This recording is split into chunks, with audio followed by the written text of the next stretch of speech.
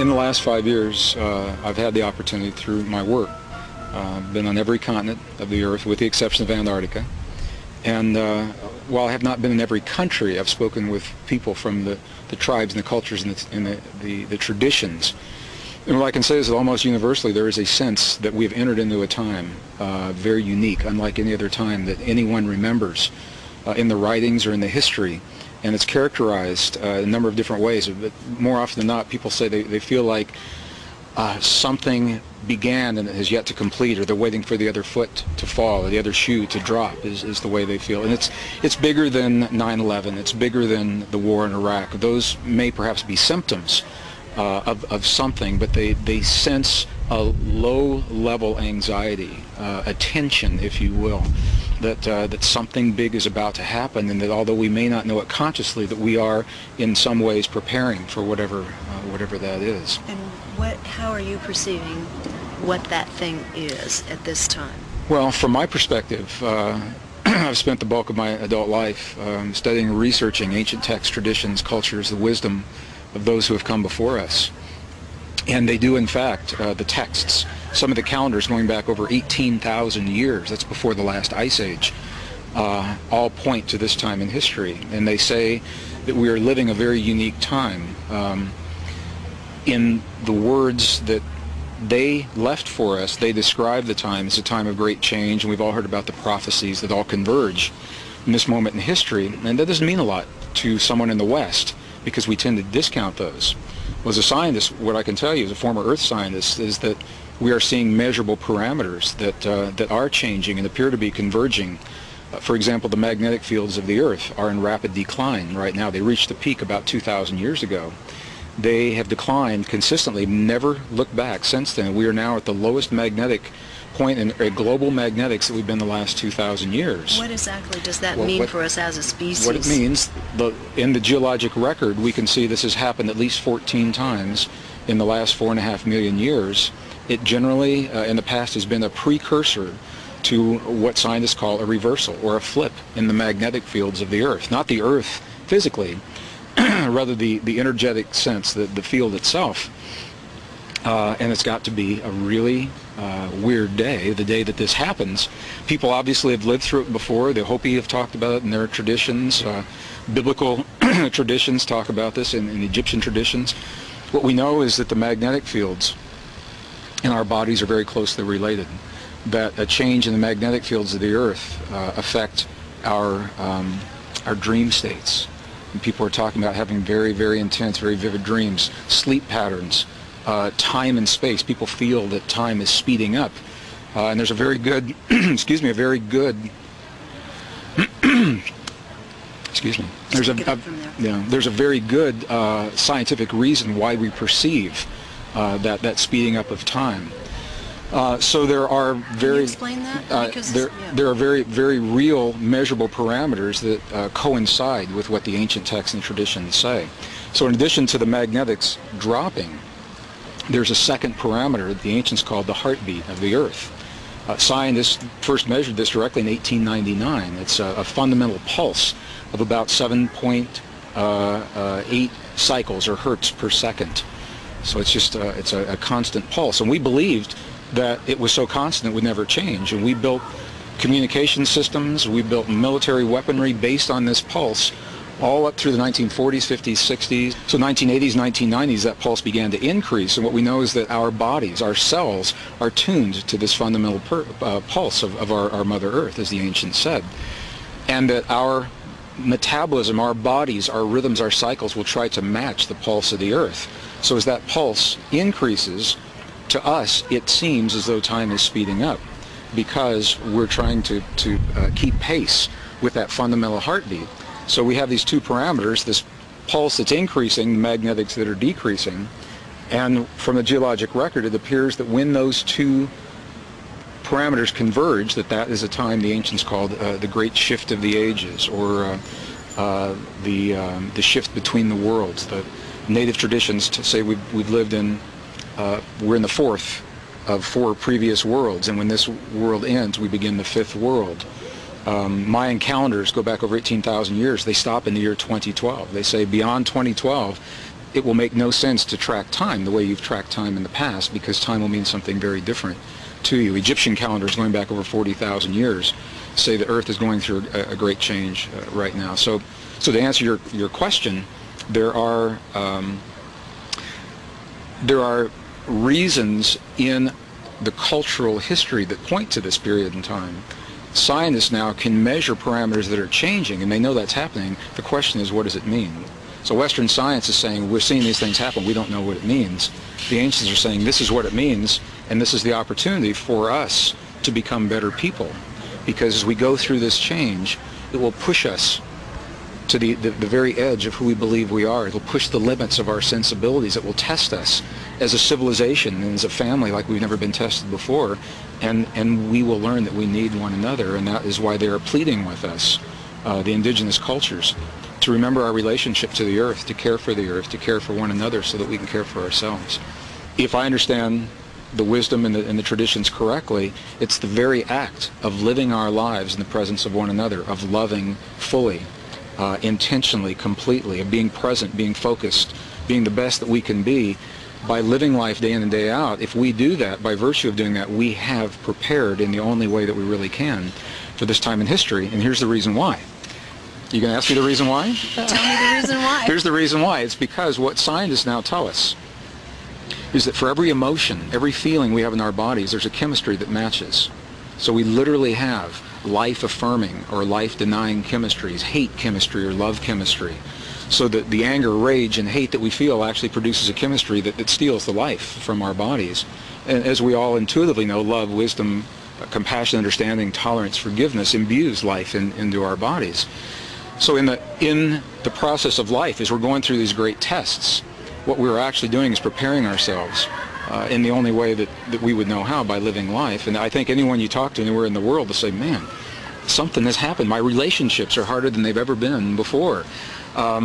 Job careers, challenges within themselves and their health. Everyone, it's almost like all the fluffy, easy lessons are gone. And whatever we're going through right now, it's the big stuff, the core issues that really, although they may have been healed in the past, they're asking for a greater healing.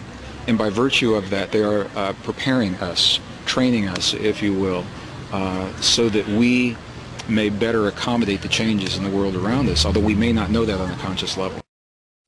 So if you were speaking directly to a 20-something disenfranchised individual who's cruising the net and they stumble upon you, they're looking for something, they're not feeling part of anything, what can you say that really prompts them to think and care and do or be something that makes a difference in the larger scale, or even to themselves? What would you say to one of Well, I don't know that anyone can be prompted to care, because that is an internal initiative. What I would say to them first, if you're feeling disenfranchised, if you're feeling disconnected and out of sorts, that is perfectly normal and what I would expect for this time in history. People feel like their worlds have been turned upside down. What science now is telling us, and this ties into some of the work that we've talked about earlier, Western science between 1993 and the year 2000, under laboratory conditions, established the fact, and it is now a fact, that we are all connected through a field of energy. We're bathed in a field of energy that is the mirror. Literally, it provides the mirror of the world around us for what we have become from within. So if we find ourselves in a society that appears hateful, or families that are non-supportive and judgmental, that world around us is nothing more, nothing less than what we as individuals and collectively have become. If we want to change this world, we must become, and this is the key, the ancient wisdom, we must become the very things that we choose to experience in life. If we choose love and compassion, nurturing, we've got to become those things. And I've had people say to me, how can I become those if I don't experience it? And that's the great workshop of life. You must choose to become and demonstrate and live in the world the very things that you'd like to experience yourself. And in that way, from within, you open the door to the laws of the physics of this world that we're only beginning to understand, to give that back to you. So that, I think, is perhaps one of the greatest challenges. But those young individuals, I mean, everyone's feeling it. There is a generation that is feeling displaced or disenfranchised, because the world that they're seeing makes little sense to them, and the answers they're receiving aren't the answers that meet their needs. So in their questioning, they're going after, in their own way, seeking their own answers. I made reference to this in the talk earlier today. A 12-year-old boy that came up to me in the midst of a program during one of the breaks, and he handed me a piece of paper, and we'd just spoken about the breakdown of the peace process in the Middle East and the buildup of arms and weapons, and the fact that one half of the world's nations are at war right now.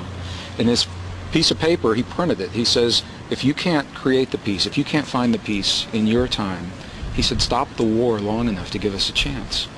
He didn't say stop the wars, he said the war. Their sense is, and so many young people feel that it's over anyway. There's a sense of hopelessness, that we might as well live our lives and do whatever we want to do now recklessly because it's all over. And I hear that from people, and I can understand why they would feel that, because this is such a unique time in our history on the one hand, and on the other hand, it's the time where our world and the people of the world need us the most, because it's the time where we must remember the things that are important and come together as a family, care for one another, even people who are difficult to care for, and remember that there's a single field out there of consciousness. There is no them and us, there is a we, and we're part of everything. We're part of every government that's ever been in power. We're part of every atrocity that's ever happened, and we're part of all the beautiful life and the inventions and all the good things. It's all part of that same field by virtue of this understanding. Would you say it's, as a species, it was necessary for us to become so disenfranchised and in dis-ease to get to a point where we even understood the need for this paradigm shift, as it were? Well, your question is, as a species, is there a need for us to be at this point? I believe that there is no need, and I think it's a fascinating choice. I've spent a lot of time with indigenous peoples from throughout the earth, and although they use different language, they all say something very similar. They say that there was a time when we lived our lives very differently in this world, remembered who we were, and we lived much closer to the earth, not in a primitive state necessarily. We just honored life and one another, and something happened, and they're not clear on what it was that happened, and we began to forget. And in our forgetting, we so long for the connection to the divine, to the feminine, to the masculine, to the earth, to one another, to something greater. We so long to have that once again. So we embarked on a path of external technology in an attempt to remind ourselves of who we are from within. And as an engineer, and I've worked in engineering a good portion of my adult life, some amazing technology, from Star Wars to defense to projects that are so far beyond where we think technology is today. And as advanced as all those things are, I can say I've never seen a piece of technology that humans have built that does not mimic something that we already are from within. What we know, Western science will tell us that every cell in our body has about 1.17 volts of electrical potential. So you take 50 trillion cells times 1.17 volts, and there's a lot of potential, a lot of juice there. Every cell is a capacitor. It transmits, it receives, stores information, all the things our technology do. And what my indigenous friends and what the ancients say to us is we will continue to build a very complex world of greater and greater complexity out there in the world around us, until we remember that we are those things, and then we no longer need those because we become the very things that we've built, and then that way we find our way back. So it's interesting that it asks the question, when we see civilizations of our past that we think are primitive because they don't have a VCR or a toaster, for example, were they really primitive, or were they so advanced that they didn't have the need for the kinds of things that we have today? And it's a question that's being taken seriously by a lot of archaeologists, anthropologists today. So as we find our way, it's an interesting path, because what has happened is when we were lost, some of us chose this path of external technology, and now we've pushed it about as far as we can. And to survive, now we've got to come back and bring in the other portion, the internal technology, the wisdom of our relationship, the power of human emotion, and the role that it plays in the physics of our world. It is perhaps, as the ancients said, the single most powerful force in the universe. Human emotion focused as very specific modalities of prayer, Western physicists are only beginning to understand this. They thought we were observers, and now they're saying we're not observers. We, by the act of being here, we are participating, we're creating the world that we're seeing right now. There's a school of physics now that suggests that the universe, in fact, is here and exists because we're looking. And what they found is that every place human consciousness seeks or peers to see and investigate what's there, the act of looking is an internal process, and consciousness will place something there for us to see. They said we'll never find the end of the universe. We'll never find it because every place we look, consciousness is the creator. We'll put something there. And it is these kinds of understandings that are bringing science and physics back full circle to tie in this outer and this inner technology, saying, you know, maybe we have something to say and something to do about the peace in our world and the healing in our bodies. Maybe it's not just a random process. And that's where the power of our inner technology begins. You wrote a book called The Isaiah Effect, speaking about the collective consciousness when focused properly through the emotions, the amount that can be accomplished with really a relatively small number of people. Can you just encapsulate that very briefly for people? The investigations, well, first of all, these are not new ideas. The idea that we are connected through a field of energy has been around forever, thousands of years. What's new is the scientific validation of the field.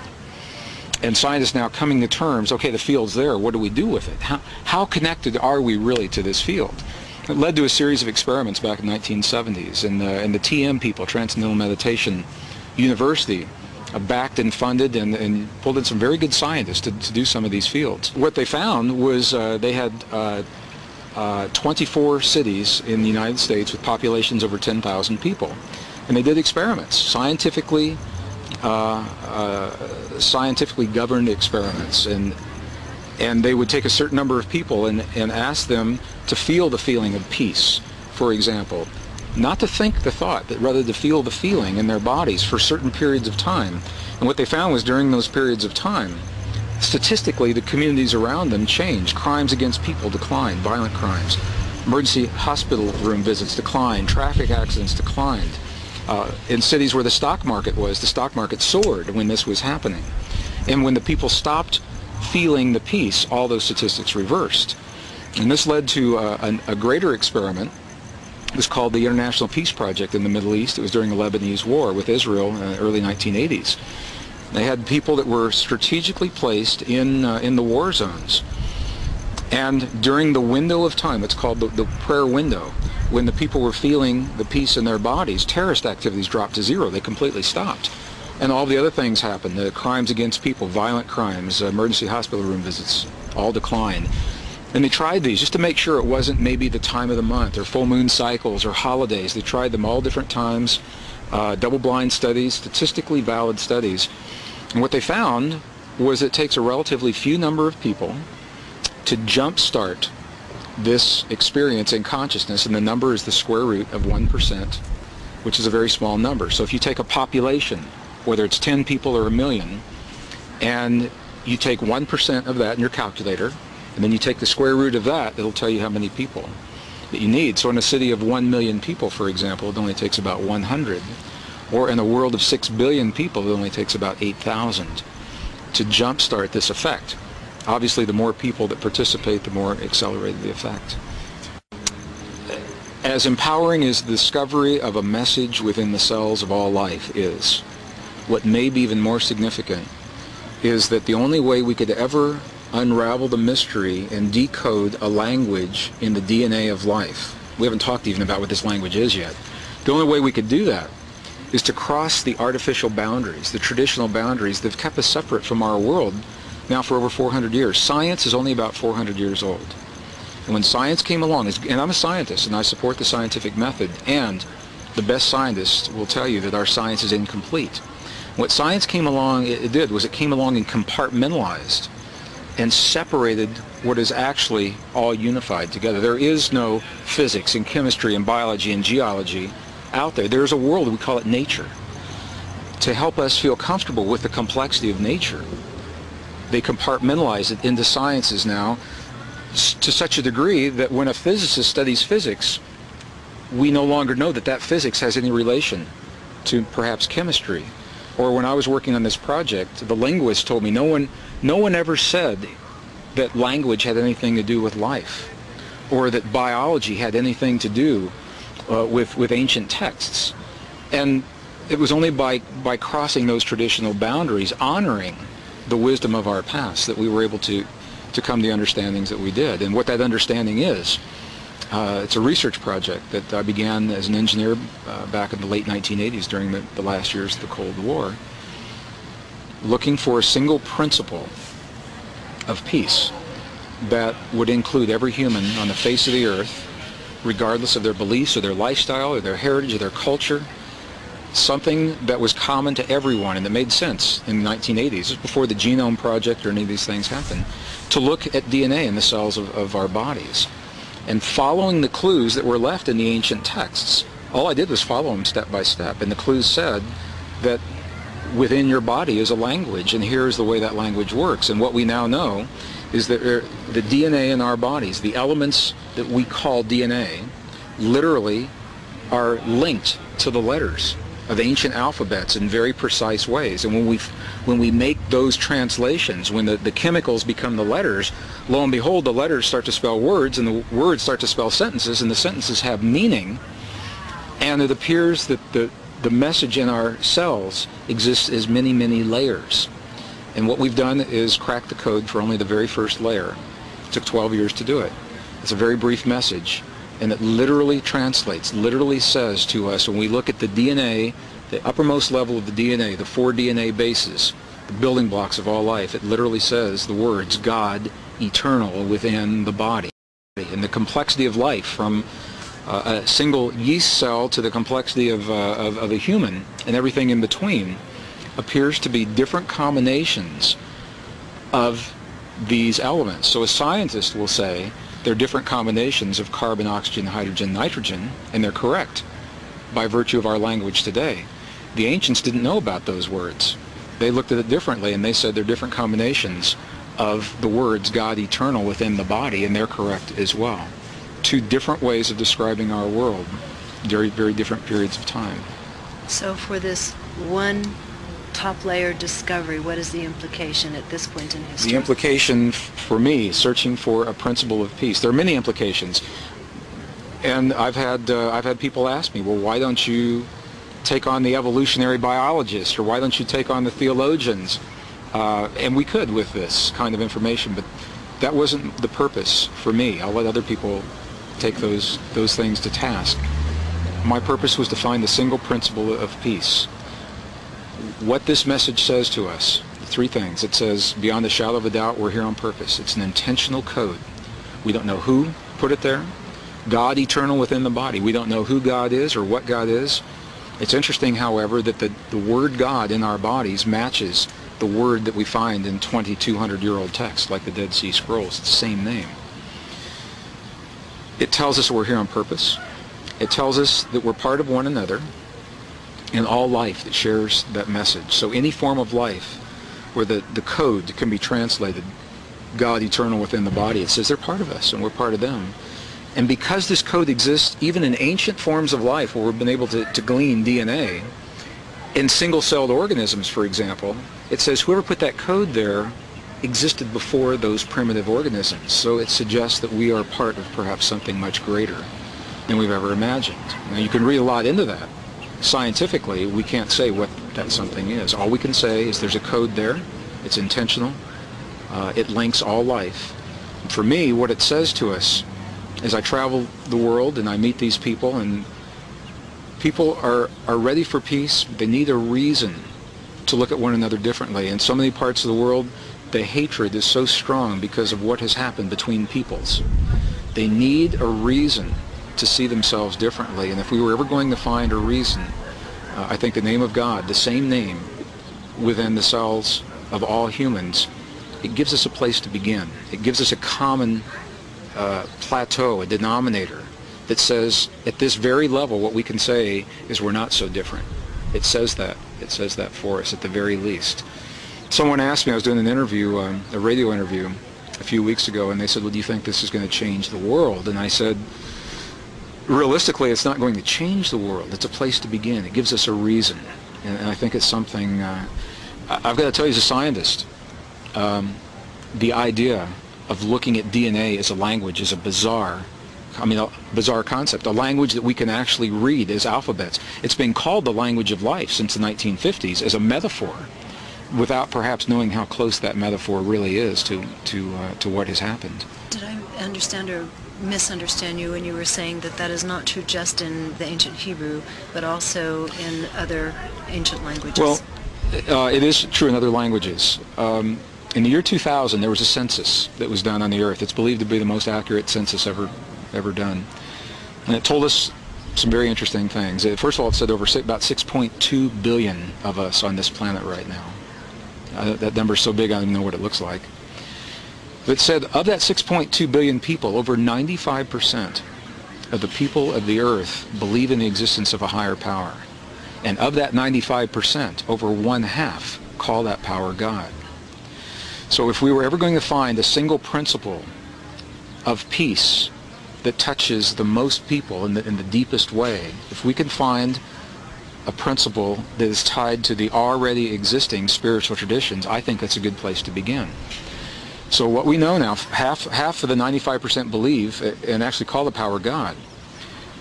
The ancient Hebrew language is the language that holds the oldest records for the spiritual traditions of over half of the world's population. 1 billion Islamic and 2 billion Judeo-Christian, 3 billion people are linked to the Old Testament, the book of Genesis and the Torah, and what subsequently became the Quran, all linked through the prophet Abraham. The oldest records of Abraham are in the Hebrew language. So it made sense to me to use Hebrew first, to translate life in our bodies into an ancient language. It's called a root or a mother or a core language. Once it was done, and Hebrew, biblical Hebrew, lends itself to this kind of work. Once it was done in that language, I then began to look at other languages. We know for certain it works in ancient Arabic as well. It looks like it works in Sanskrit, although it's not. That work is not complete, so I cannot say definitively.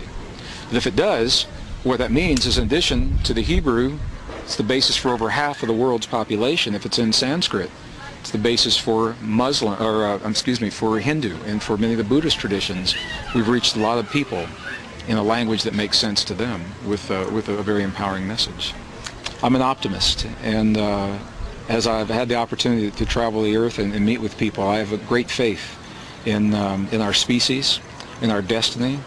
I think it's a tribute to our species that we have each carried a message from the first day of our existence perfectly replicated in every cell of our bodies. And it gives us a reason to become better people and to create a better world. I love this world, and I love the people of this world. And I appreciate you and your vision and your dedication for helping us to take this message to a broader audience. So thank you very much. To learn more about this subject, you might want to pick up a copy of the God Code. Meanwhile, another sage we find to be equally inspirational is eco-philosopher extraordinaire Peter Russell. Until next time, thanks for watching.